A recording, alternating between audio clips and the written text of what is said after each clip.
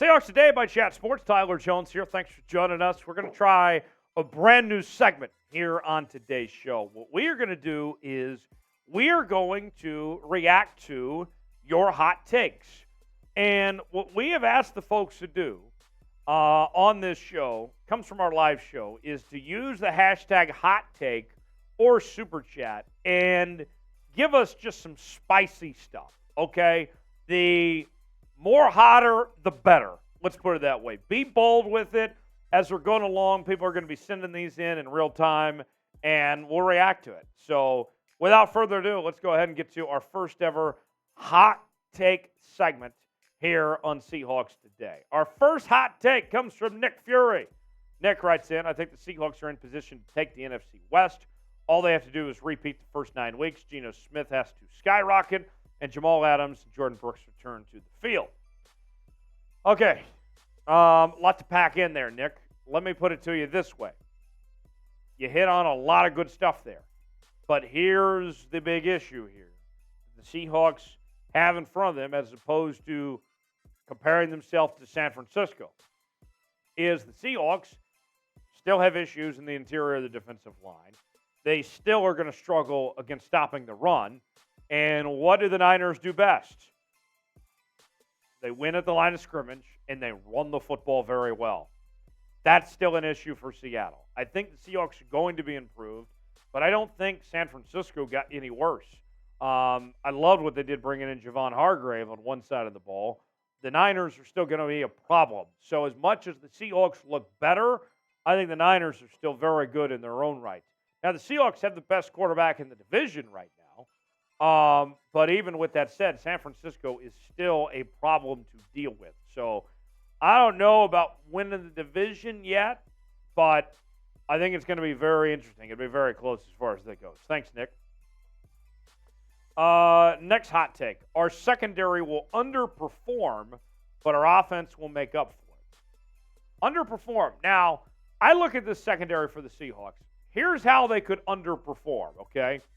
If Jamal Adams isn't healthy, which could very well be the case, then obviously the secondary isn't going to be as good as advertised. Mike Jackson, who had a terrific offseason program, if he doesn't play like it when it comes to when it matters, then yeah, I could see that being an issue. Kobe Bryant, we're all expecting to take a step up at the nickelback spot. What about Tariq Woolen?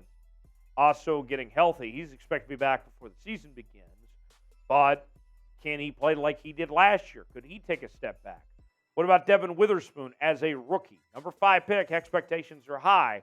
I think the defense, the secondary, is going to be great. But obviously just a couple of things go a different direction and they could be not as good as advertised. The offense, I do think, is going to be lethal. And I think they're going to kind of cover some of the flaws that you'll see in other areas with this team.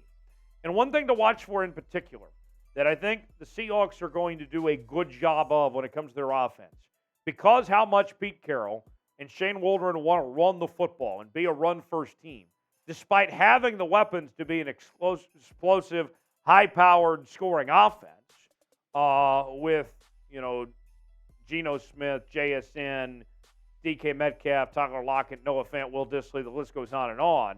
They still want to run the football and manage clock first, and that's only going to help the defense as you keep them off the field. So, you might be on something. Geno says, if we don't make the playoffs, I think we should fire Pete Carroll. What do you think, Tyler? Fire Pete? Are we really doing this?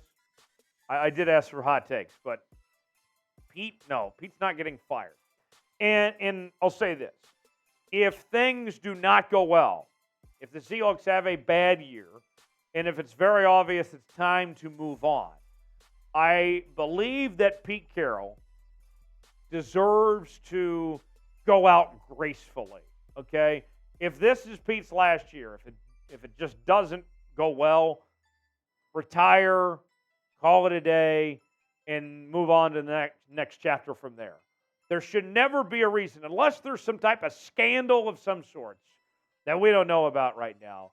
You don't need to be firing Pete Carroll here. If this is the end, let him walk out gracefully and with respect and honor and do that. But firing him, something ugly, very ugly would have to happen. I think the Seahawks are going to be a playoff team anyway. But I would be very surprised if he just got straight up hired. He's not getting canned as far as I'm concerned. Will this be Pete Carroll's last season in Seattle? What do you guys think? Y for yes, in for no. Is this it for Pete Carroll with the Seattle Seahawks? This is our pinned comment today. Let us know what you think. Y for yes, in for no. Will this be it for Pete Carroll with the Seahawks? Alexander, his hot take. Kenny McIntosh will be our best running back, but won't get enough work due to depth. Alex, I disagree. I don't think he'll be the best running back, but I think he's going to be a very good running back at that. Seventh-round pick out of Georgia. Very good pass catcher. I think he'll be a good third-down back. Kevin Walker is fantastic. Zach Charbonnet is fantastic as well. Kenny McIntosh will be an impact on the offense, but I won't call him the best running back that the Seahawks have to offer. I do think he'll be better than DJ Dallas. I think he'll move up to the number 3 running back position pretty quickly. But I do not think that we're going to be talking about him being the best back as far as that goes. JSN will be our best rookie. No offense to Devon Witherspoon. Don't take this the wrong way, folks. But I agree. I do think that we're going to see Jaxon Smith-Njigba be the Seahawks' best rookie this year. When you're a young corner, you got some growing pains at times. And in JSN's case, the difference between him as opposed to Devon Witherspoon is the thought is that Devon Witherspoon is going to be asked to be a starting outside corner immediately. So you're going to have some good moments. You're going to have some bad moments. There's going to be a lot of growing pains. In the case of JSN, he's going to be asked to be the number 3 receiver, okay?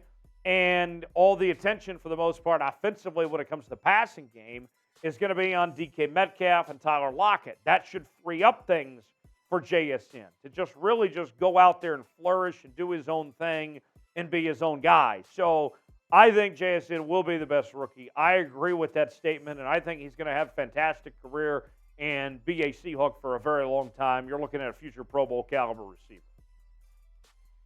Alexander writes, Jarran Reed will be our best defensive lineman, including the edges. Jarran Reed making his return to Seattle. I think Jarran Reed is going to be great to have. He'll be a nice improvement. Didn't cost the Seahawks a whole lot. I like Draymond Jones, though. I had my eyes on Draymond Jones when he was in Denver and said, wow, I would love to see that guy in Seattle. And they got him. And Draymond Jones is starting to peak at the right time. He's shown consistency early in his career, and he continues to get better. And the Seahawks, I think, are getting him when he's ready to take that next step as a defensive player, and he's going to be incredible this upcoming season. I think that Draymond Jones is that guy, but Jarran Reed wasn't a bad signing either. I think he's a solid player, and the Seahawks are going to like what they see out of Jarran Reed there. Hot take cut. D. Eskridge and Tyler Mabry. I do think Tyler Mabry is going to get let go. There's only so many tight ends you can carry on the roster. When you look at Noah Fant and Will Dissly and Colby Parkinson, there's just not a spot for Tyler Mabry. D. Eskridge, man, let's say for all intents and purposes, that D. Eskridge does not have a good camp, that things don't go well. Isn't it kind of hard to just already write off a second-round pick from 2 years ago like that? That won't be easy. That's a hard reality to accept. And I don't think the Seahawks are ready to do that just yet. Not to mention, D. Eskridge had a very good campaign when it came to what he did in the offseason programs. He impressed coaches, his teammates, Geno Smith in particular. So hopefully that carries over. But also don't forget about this when it comes to D. Eskridge. Sure, he might be the number 4 receiver, but he was a very good return specialist in college. I would love to see him do some more of that with this Seahawks team, potentially as a kicker punt returner. So I don't think D's getting cut. I do think you're right, though, about Tyler Mabry. Nick, this might be our last one here. Second to last. Says, Jaxon Smith-Njigba will win Rookie of the Year. Spoon will win Defensive Rookie of the Year. JSN is going to have to share too much to win Offensive Rookie of the Year. I don't think that happens with Jaxon Smith-Njigba. As far as Devon Witherspoon goes, even though I think JSN is going to be the better of the two rookies, I think there is a better opportunity for Devon Witherspoon to win the Rookie of the Year because he is still his own guy. He is going to be taking on, at times, best receiver or second best receiver any given week, and he'll still do his own thing and get those chances to put up those numbers to be Defensive Rookie of the Year. Opportunities are somewhat limited for JSN to be Offensive Rookie of the Year, not to mention that's usually a quarterback award, and quarterbacks have a lot easier route to win that as opposed to what JSN does. But it'll be interesting. We'll see. DK is jacked, writes in, trading for Jamal Adams was the biggest mistake in franchise history. What will he do this year? DK is jacked. You're not wrong. He is jacked. I get the frustration. Looking back, it was unfortunate the way things have played out the way they did, of what the Seahawks gave up for Jamal Adams and the lack of production that they've received out of him. Even when he's been on the football field, he hasn't even come close to looking like the player the Seahawks traded for with all that there. So with that said, was it the worst trade in franchise history? It was pretty bad. It was a bad trade. Look, hindsight's 20/20. The Seahawks wouldn't have done that trade, obviously, over again. I think he's going to have a decent year, though. If he stays healthy, there's no reason why Jamal Adams shouldn't play at a Pro Bowl level as far as I'm concerned. But he's got to get on the field first. We'll see. What's your confidence level in Jamal Adams this year? Scale it for me 1 through 10 in the comments section. What do you think Jamal Adams is going to do this season? Weigh in. Tell me what you think in the comments section below.